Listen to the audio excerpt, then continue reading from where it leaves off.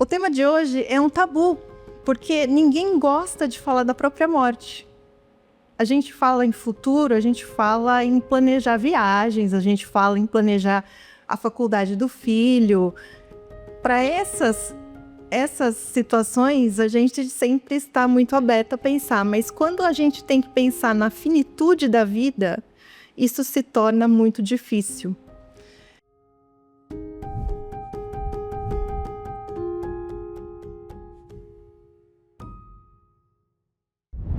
Está começando mais um episódio do Bendita Família.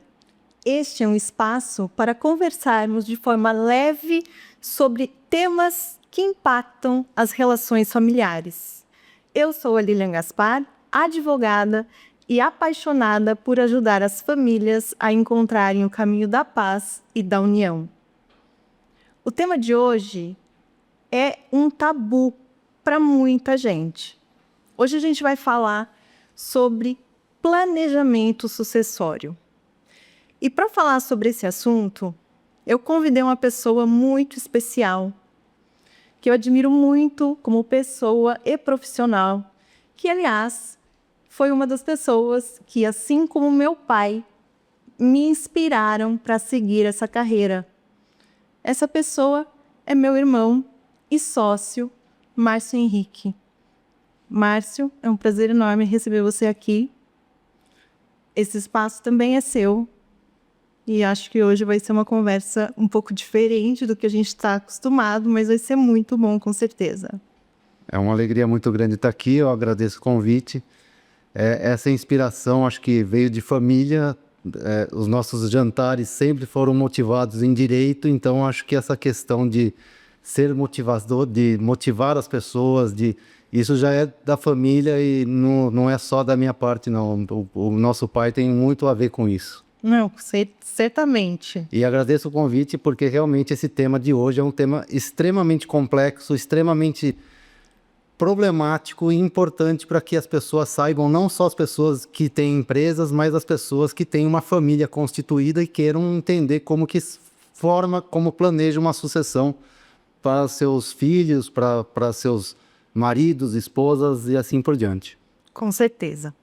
O Márcio, ele é advogado, sócio do escritório Henrique Gaspar, junto comigo e meu pai, Cícero Henrique.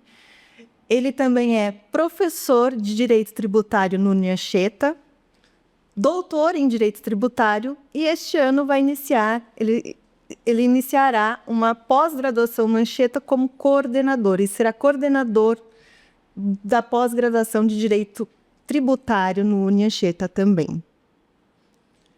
É isso, não é? É isso, de fato. São várias frentes que a gente atua, e essa questão de lecionar eu acho muito gratificante, ter contato com muita gente e poder tentar desenvolver essas ideias em mais pessoas. O tema de hoje é um tabu, porque ninguém gosta de falar da própria morte. A gente fala em futuro, a gente fala em planejar viagens, a gente fala em planejar a faculdade do filho. Para essas situações, a gente sempre está muito aberto a pensar, mas quando a gente tem que pensar na finitude da vida, isso se torna muito difícil. Isso eu vejo na prática, atuando no direito de família e sucessões aqui no escritório. Nos encontros presenciais que a gente promove aqui, que são os encontros do Família em Foco, a gente aborda muito esse tipo de tema e a gente percebe como as pessoas têm dificuldade em conversar sobre isso, mas, ao mesmo tempo, muitas dúvidas e quando ouvem as consequências de tudo que a gente tem para dizer, ficam realmente preocupadas. E o Márcio, por outro lado, lida com o direito tributário aqui no escritório, que é muito complementar ao direito de família e sucessões para o planejamento sucessório. Porque todo o planejamento demanda um estudo também do viés tributário daquela passagem de bens. Como que você vê essa preocupação junto aos empresários, especialmente? É o que eu ia falar. Eu tenho muita vivência com empresários, então eu vejo que o tema da sucessão da empresa é um tema que muitas vezes não é discutido. Não é discutido pelo desconforto que o tema causa, não é discutido pelo desconhecimento das consequências que podem acontecer no eventual falecimento. Mas quando você começa a conversar com o empresário sobre esse tema e mostra o que pode de fato acontecer se um dos sócios falece, se um dos sócios adoece, que entrarão herdeiros que muitas vezes aquele sócio sequer conhece, ou que são pessoas que ele não tem o menor relacionamento e passarão a ser sócios com ele na empresa, aí liga a luz de alerta e ele começa a ficar preocupado e começa a dar uma maior atenção àquele tema. E às vezes a própria família, né? Uma empresa familiar também, às vezes tem essa preocupação, porque um irmão trabalhou mais na empresa, o outro trabalhou um pouco menos. E às vezes nunca trabalhou, e apenas um dos irmãos trabalha na empresa e os outros irmãos nunca trabalharam. E se morre o pai ou a mãe, que é o dono da empresa, vai cair no colo dessa pessoa uma empresa que ele nunca atuou. Nunca administrou. Seria muito injusto com aquele sócio, com aquele filho que sempre esteve presente nos altos e baixos da pessoa jurídica, ter um sócio que nunca atuou dentro de uma empresa. Só que o que eu ia falar é o seguinte, que esse tema pode parecer um tema de pessoas com mais idade, né? Que começam a pensar na sucessão porque estão chegando uma idade mais avançada, ou que estão acometidos de alguma doença. Muito pelo contrário, cada vez mais eu tenho percebido que esse tema está afligindo pessoas mais jovens, seus 40 e poucos anos, que não sabem o que o filho vai fazer ainda, que tem filho pequeno, e querem planejar de alguma forma que essas coisas já fiquem definidas num eventual falecimento, num eventual problema que essa pessoa possa ter dentro da empresa. Sem dúvida. E na verdade, o que as pessoas também descobrem é que quando um filho, por exemplo, começa a namorar, daí já começa o problema. Aí já começa a visualizar, já começa a virar mais urgente o assunto, porque a verdade é que o planejamento sucessório ele começa na escolha do regime de bens no casamento.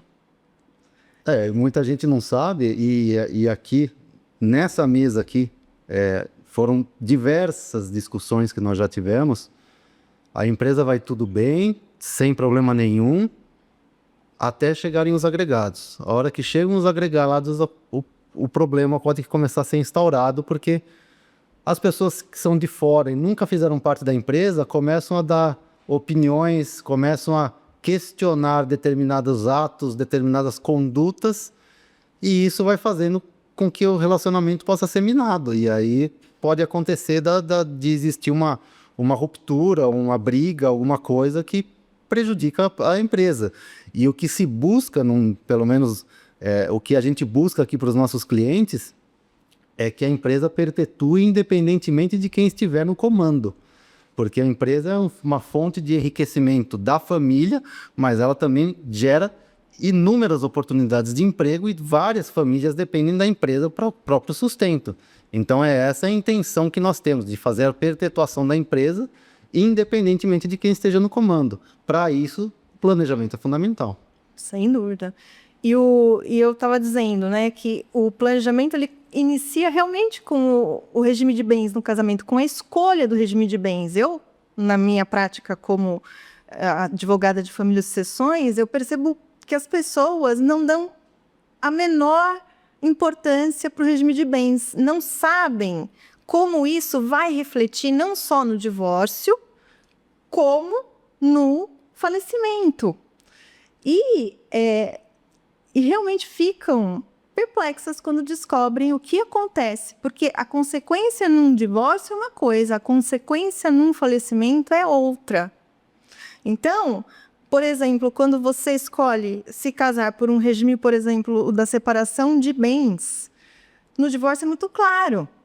o casal se divorcia, o que é de um, o que é de outros, desde sempre e durante o casamento. Agora, no eventual falecimento de um dos cônjuges, o outro vira herdeiro.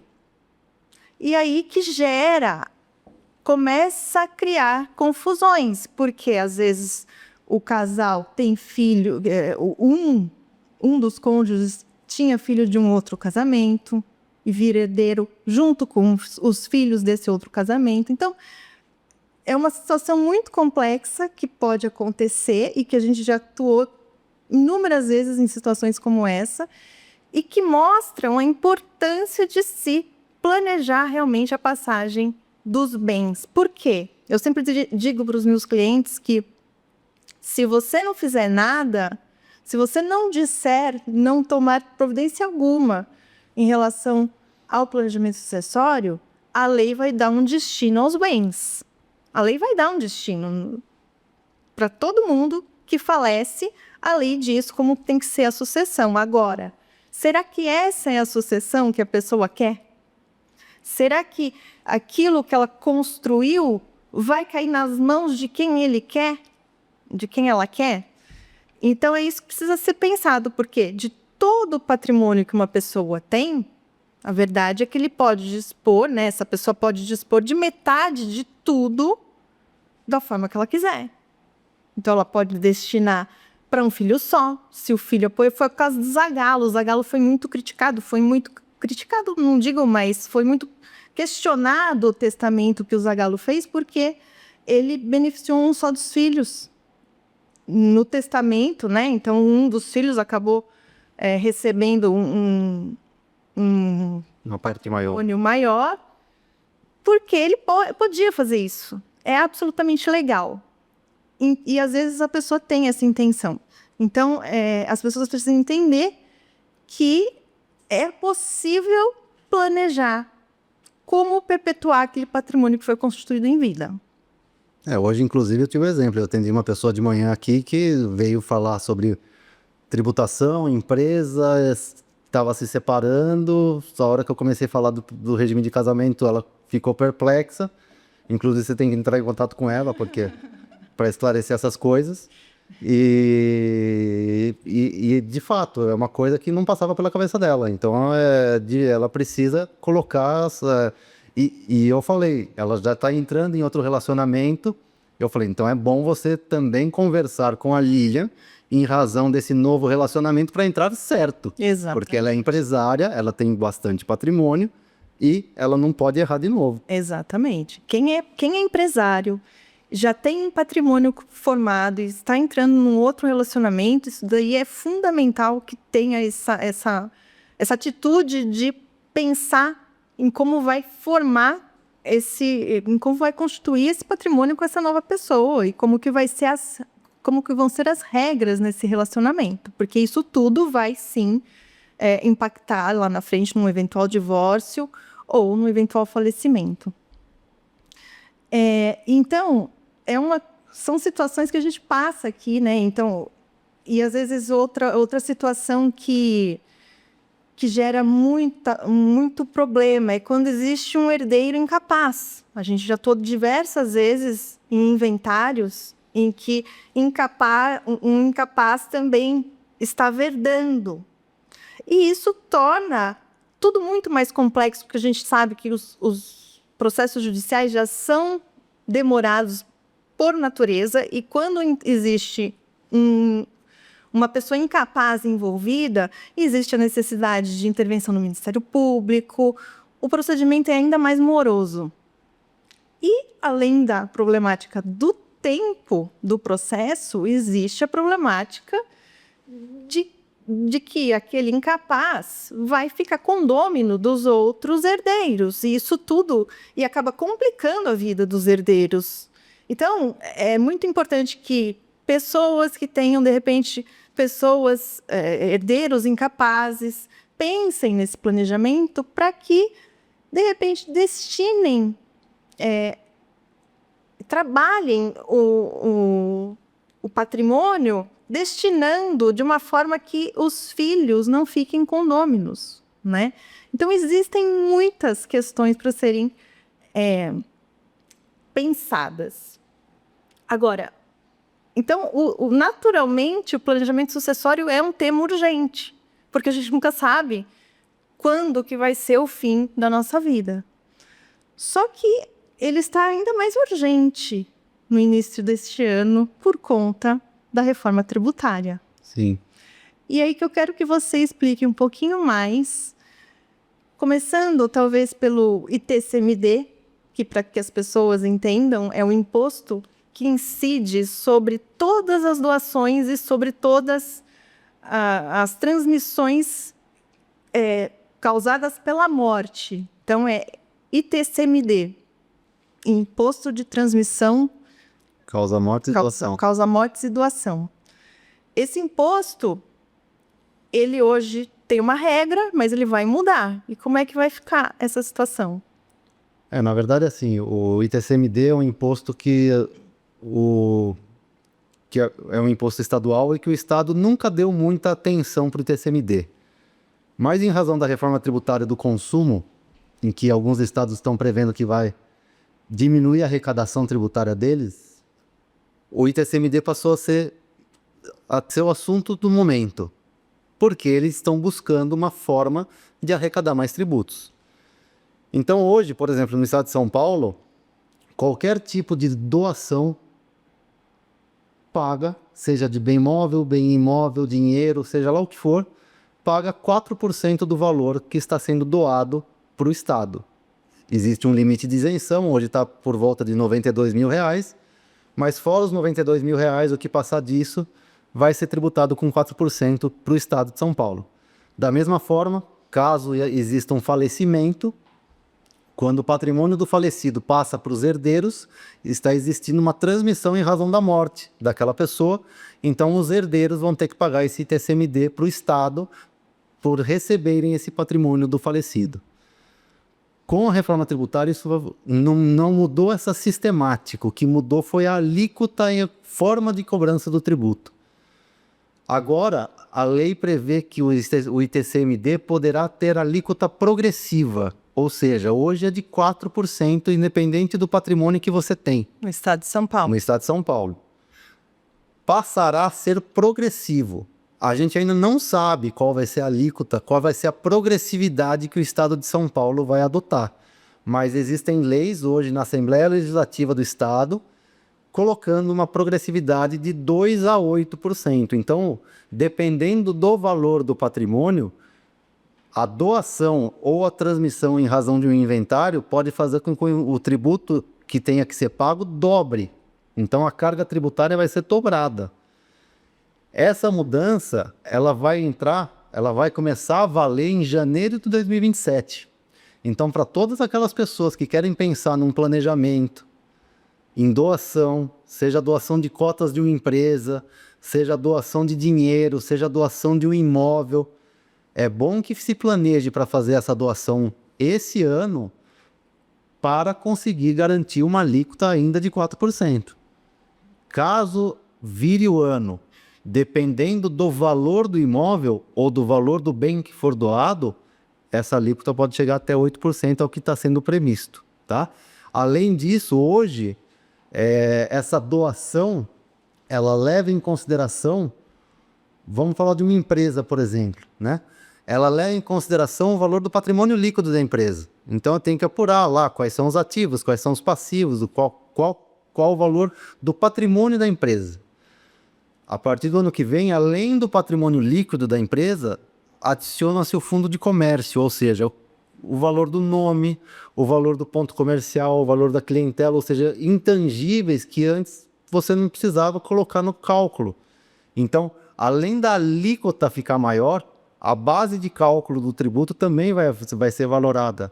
Por isso que está tendo esse boom aí, todo mundo fala na internet, todo mundo está falando sobre holding, sobre doação, sobre transferência de ITCMD, é por causa dessa mudança na legislação que existiu e que começa a valer.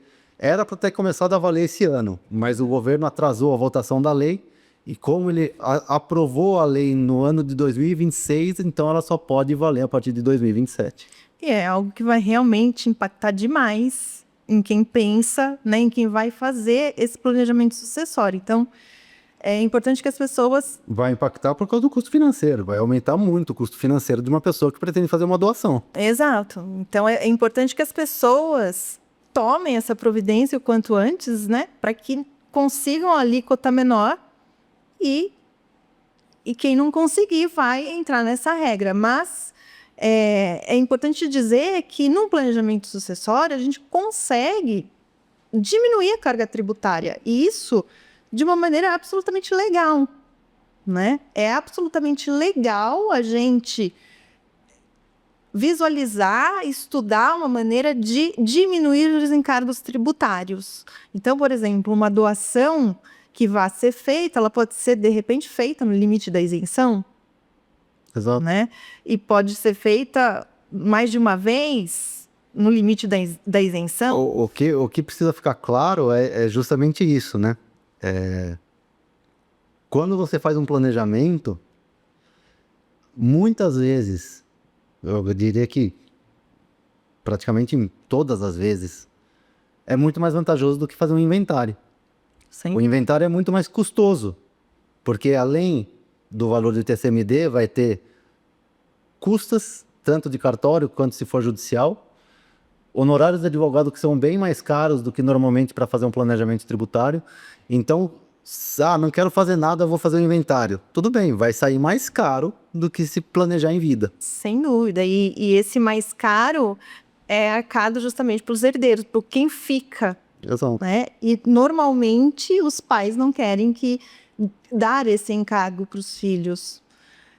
E acaba acontecendo isso. E acaba acontecendo num momento em que que os familiares estão absolutamente fragilizados emocionalmente. E aí vem uma avalanche de emoção, luto, e por outro lado uma avalanche de contas, de burocracias.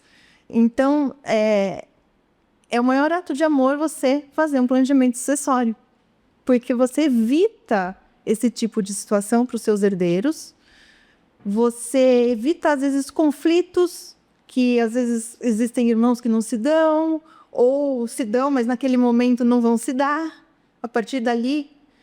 Então, são aspectos que a gente vê muito aqui no escritório, né? Quando não acontece o planejamento. Então, o nosso objetivo é que as pessoas entendam a importância de prever essa situação e se adiantar. Fora o TCMD, a gente pode falar um pouquinho agora da holding. A holding é uma ferramenta muito utilizada no planejamento sucessório, que o planejamento sucessório ele tem várias ferramentas que a gente pode usar.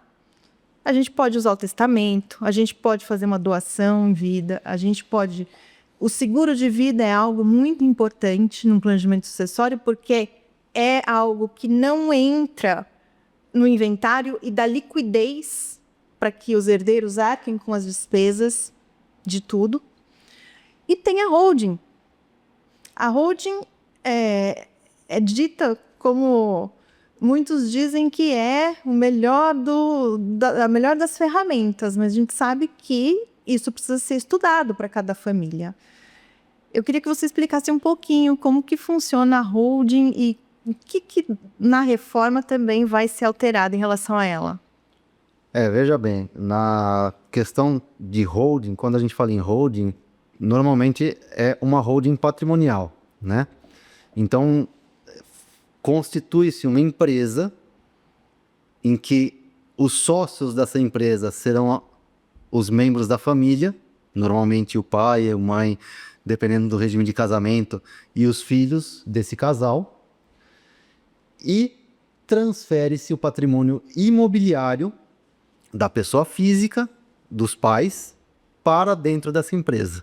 Então, os pais deixam de ser os donos do patrimônio imobiliário e esses imóveis passam a ser da empresa, da holding que foi constituída. E as pessoas físicas, em contrapartida, elas passam a ser donas das cotas dessa empresa. Então, elas passam a ser sócias e administradoras de uma empresa que vai administrar o patrimônio da família. A vantagem de uma holding, sem dúvida nenhuma, são várias as vantagens, né? Para ficar no nosso tema aqui, eu posso citar duas. Às vezes, uma família tem muitos imóveis e dependem de aluguel. Então, eles recebem aluguel desses imóveis. Com a reforma tributária, até a pessoa física poderá pagar um tributo novo que está sendo criado.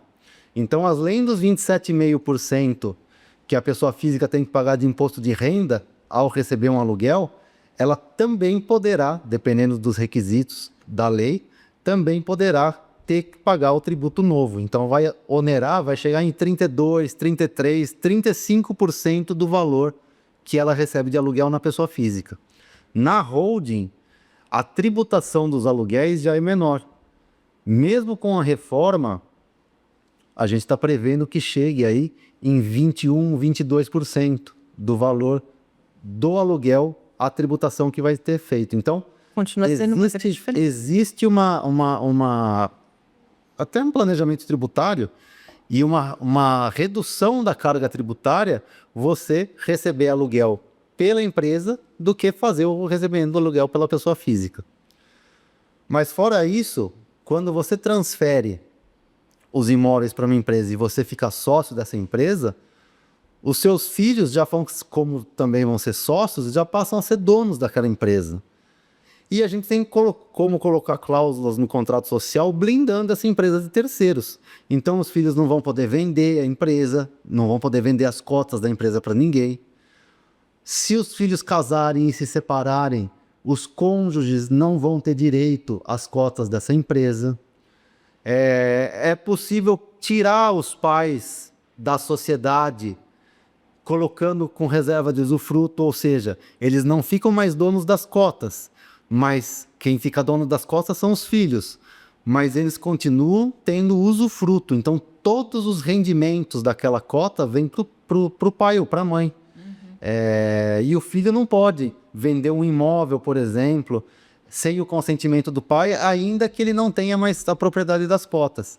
Então é um mecanismo, de fato, que facilita muito essa gestão no planejamento sucessório, porque você consegue colocar todo o patrimônio dentro de uma empresa, os filhos administrando essa empresa e os pais ali concordando com tudo que tem que ser feito, mas se o pai ou a mãe falecem, todo o patrimônio já está no nome dos filhos, então não tem que ser feito inventário. Não tem que ser feito inventário. Exato. Porque se tiver que ser feito alguma coisa é em relação às cotas. Em relação às cotas que de repente não tenham sido passadas, transmitidas em vida ainda, né, para os filhos. Então fica um mecanismo muito mais simples. Muito mais simples, muito mais... lógico, existem os custos de uma empresa, vai ter que ter um escritório de contabilidade, tem que ter o regime tributário determinado, vai ter pagamento de guia todo mês, mas são coisas que ficam muito mais simples de serem administradas do que numa pessoa física, por exemplo. Com certeza. E já que a gente falou um pouquinho sobre aluguéis, vai ter uma mudança também em relação a isso, né? Vai ter uma mudança que, como eu falei, a pessoa física, ela passa também, dependendo se ela recebe, por exemplo, mais de R$240 mil no ano, e essa renda seja de pelo menos 4 imóveis, ela também vai pagar o tributo novo do recebimento do aluguel. É essa mudança que vai ter. Tá certo. E para aquelas pessoas que têm investimento ou patrimônio no exterior, também vai ter alguma implicação em relação à tributação? Existem algumas mudanças, mas inclusive agora o ITCMD também vai pegar o patrimônio no exterior. Antes o patrimônio que era herdado, que era do exterior, não pagava ITCMD, ou que era doado não pagava, e agora vai a partir do ano que vem também vai doar. Então existem sim algumas mudanças com relação a patrimônio no exterior, em relação à reforma tributária que existiu. Então a gente vê que muita coisa vai mudar e muita coisa vai impactar no planejamento sucessório em termos tributários com a reforma agora. Mas o importante é que as pessoas percebam que esse assunto sempre foi urgente. porque ele previne conflitos no futuro. O planejamento sucessório evita discórdia entre herdeiros e, principalmente, faz perpetuar aquilo tudo que a gente conquistou, que um empresário conquistou em vida com tanto esforço. Ele dá o destino que ele quer após a morte. E acho que é importante falar essa questão do previne conflitos, né? Muita gente pode pensar assim, tá, tudo bem, eu formei uma holding com meus pais, e aí eles falecem, eu vou ter que ficar com o domínio dos meus irmãos? Né? Não quero. Muitas vezes a pessoa pode não querer, e aconteceu, a gente estava tratando de um caso assim no escritório em que os pais fizeram a holding, colocaram os 3 filhos, os pais faleceram e agora nós estamos fazendo a cisão dessa holding em 3 empresas. Eles sentaram, se acertaram e viram o que cada parte do patrimônio ia ficar para cada um, e agora a gente está destinando esse patrimônio em outras 3 empresas para que cada um administre com a sua própria família o patrimônio que foi herdado, dentro da holding que foi feita num primeiro momento com os pais. É uma solução incrível, porque é exatamente isso. Às vezes os irmãos não se dão, ou às vezes têm visões de negócio diferentes. Então, é uma solução que dá para trabalhar no planejamento sucessório de uma forma absolutamente dentro da lei.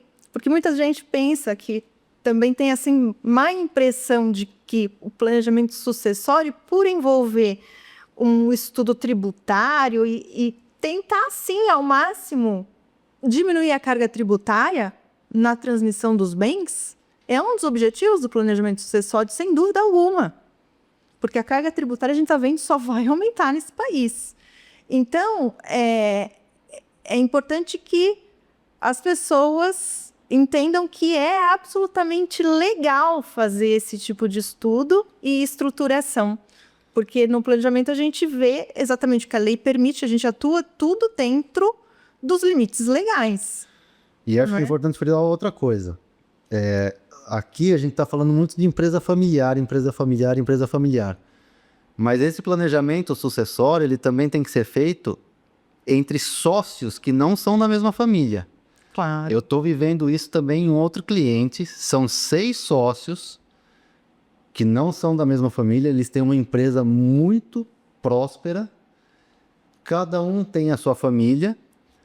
Há 10 anos eles fizeram um acordo de cotistas, que é um documento extremamente importante num caso desses, em que foram definidas várias regras, regras de sucessão, inclusive regras de aposentadoria. Falaram, nesse acordo estava escrito que aos 75 anos, os sócios deveriam se aposentar da empresa, não necessariamente sair da sociedade, mas se aposentar, deixar de trabalhar na empresa. E agora eles me chamaram para fazer uma revisão desse acordo. E muita gente tinha um sócio com 73 anos. Ele falou, não quero me aposentar daqui 2 anos. Então, para rever. E ele falou, o meu filho, ele tomou outro rumo da vida. Ele não vai ser meu sucessor mais na empresa. Então, ele está completamente perdido do que ele vai fazer, como vai ser a sucessão. Então, é importante conversar com pessoas para entender, de tempos em tempos, o novo retrato.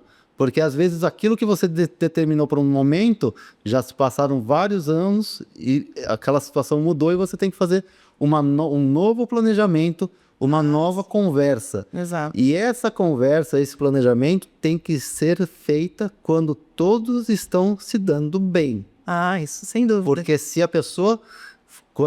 Já é um assunto chato. Falar da morte, de não querer ser sócio do seu filho, querer ser sócio de um sobrinho, de um primo, de um irmão. É super desconfortável. Já é um assunto complicadíssimo.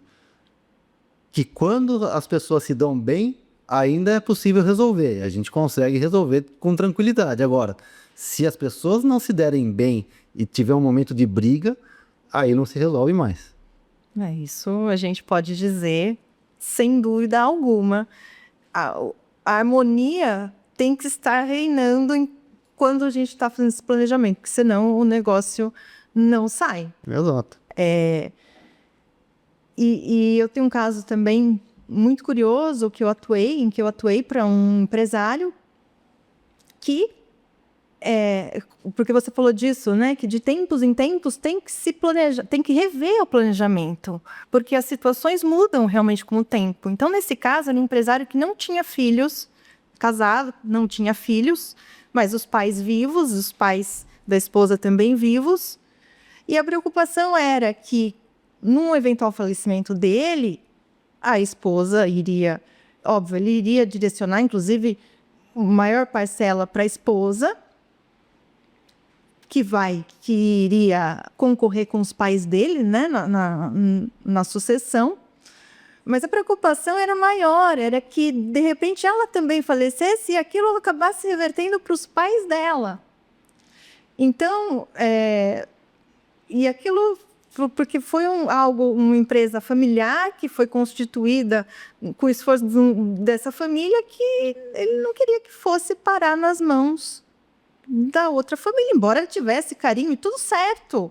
Não é questão de não gostar ou qualquer coisa, mas realmente uma questão de justiça para aquela pessoa, de valores que foram construídos e tudo mais. Então, existem inúmeros casos aqui que a gente atuou que demonstram a importância desse tema.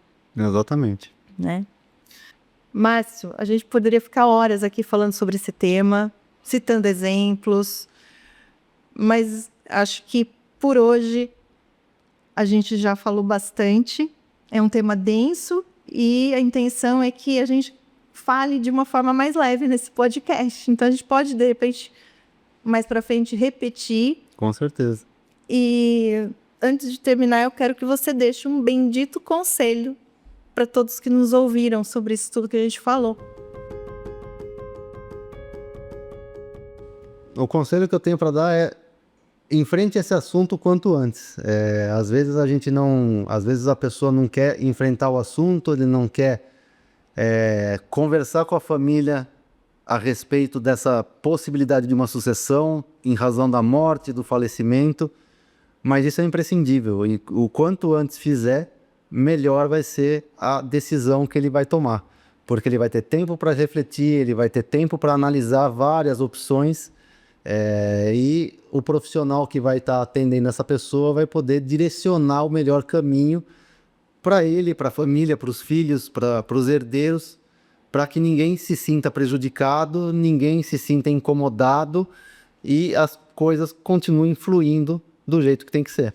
Exatamente. Importante isso que você disse, até para que as pessoas entendam como funciona um trabalho de planejamento sucessório, que é exatamente um trabalho que envolve não só aquela pessoa que está à frente do patrimônio e a vontade, obviamente, especialmente dela, mas toda a família, né? Lógico, todos têm que participar. Todos participam, mas prevalece, óbvio, a vontade daquele que está em posse do patrimônio. E é um trabalho multidisciplinar, né? Então, a gente tem à frente da família sucessões, atuando do direito de sucessões, mas complementando com a área tributária, que faz esse estudo realmente do que é mais viável.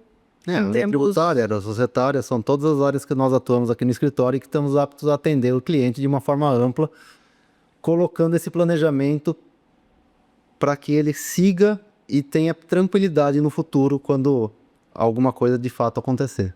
E perpetue o que ele construiu em vida. Márcio, foi muito bom falar com você. Eu agradeço demais essa conversa, pela sua contribuição com todas as experiências que a gente tem aqui no escritório. E agradeço pelo apoio também que você me dá para esse projeto ter saído do papel. Foi muito bom falar com você. Eu agradeço o espaço, muito legal estar aqui e parabéns pelo projeto. Muito obrigada.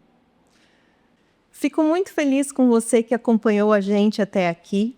Espero que essa conversa tenha contribuído de alguma forma para a sua jornada familiar e tenha trazido reflexões importantes para você. Compartilhe esse conteúdo com quem você acha que pode se beneficiar dessa conversa. Se inscreva no canal, Me siga nas redes sociais e também siga o perfil do Escritório Henrique Gaspar para ficar atento às próximas novidades do Bendita Família. Te espero no próximo episódio.